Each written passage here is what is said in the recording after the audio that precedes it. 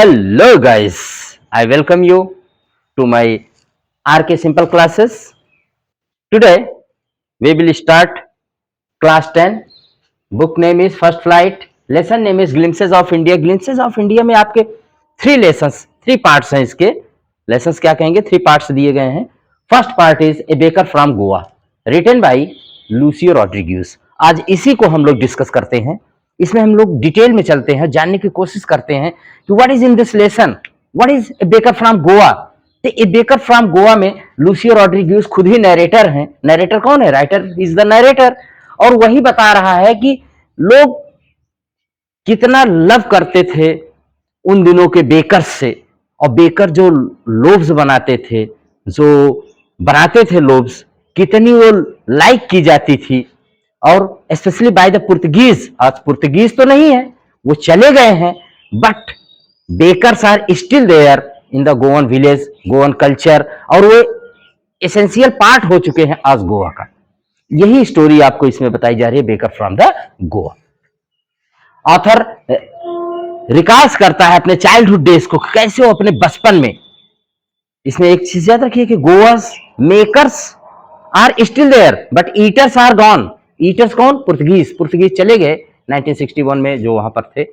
अब लेकिन आज भी गोवा में even today bakers are there. Bakers को गोवा में पेडर्स कहा गया था. ये बहुत इंपॉर्टेंट पॉइंट है, इसको याद रखिएगा. Bakers are called poder. Poder का मतलब बेकर ही, गोवा में उनको पेडर कहा जाता था. और ये लोग very famous, they were very famous in Goa for making breads. For making breads, bread बनाते थे जो, उसके लिए बहुत फेमस थे गोवा में. और कह रहे कि कोई भी फंक्शन हो गोवा का, any function, any festival, any marriage, without bread, without इनके जो बोल्स बनते थे, बोल माने होता स्वीट ब्रेड, और जो बोलिहांस, केक्स, मतलब कोई भी फंक्शन, कोई भी मैरिज, इंगेजमेंट, कुछ भी नहीं हो सकता था. सब कुछ, everything was incomplete without this items. तो हमें आपको यही ध्यान रखना है. दूसरा पॉइंट इसमें kabai. Kabai is the dress that is worn by the baker. एक सिंगल पीस क्लॉथ था जो कि फ्रॉक की लाइक था, फ्रॉक जैसा था जो वो लोग पहनते थे. तो कबाई टू टाइम्स. अब देखिए, राइटर याद करता है अपने बचपन के दिनों में कि हम लोग कैसे इन्हीं बेकर्स को देख करके, bakers were for us friend, companion, guide. ये फ्रेंड भी थे, कंपेनियन भी थे, गाइड थे, जो मॉर्निंग में आते थे बेचते हुए, एक बैम्बू लिए रहते थे, उस पर एक बास्केट में अपने वो सारे ब्रेड्स रखे रहते थे, और वो वेलकम करते थे जो हमारे घर की जो मेड सर्वेंट रहती थी उसको गुड मॉर्निंग बोल करके, और उसको इस तरह से वो. ये हमारे लिए फ्रेंड, कंपेनियन और गाइड दोनों थे.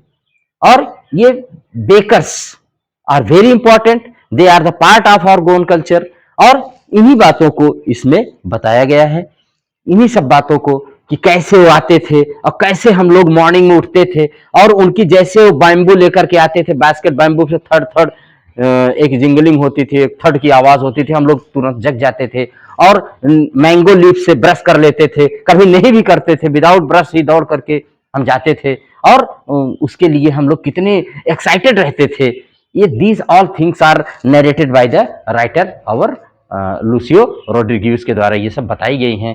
अ वेरी इंटरेस्टिंग लेसन है. एक अच्छी सी ग्लिम्स आप पाते हैं गोवा की, गोवा के कल्चर को आप यहाँ अंडरस्टैंड करते हैं. गोवा के जो मैनर है, वहां पर लोग कैसे कहते थे. तो ये जो मेकिंग ऑफ ब्रेड, जो ये प्रोफेशन था, बता रहा है राइटर कि this was a very profitable profession. यार लोग जो बेकर्स थे ना, they were very, their profession was very profitable because they were like they were fat and they earned a lot.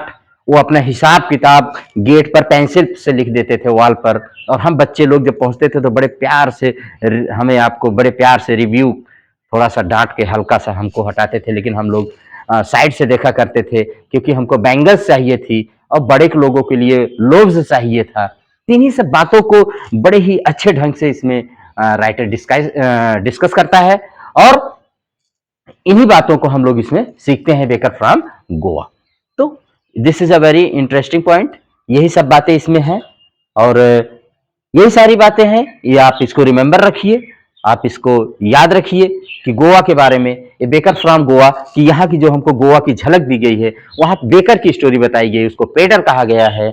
और वो ड्रेस उनके कबाई होता था, 2 टाइम्स वो आते थे, और बच्चों के लिए वो फ्रेंड्स थे, गाइड थे, कंपेनियन थे, और उनका बिजनेस बड़ा प्रॉफिटेबल था। अगर इन सारी पॉइंट्स को आप याद रखते हैं ना, तो you can write very easily all the questions relating this chapter.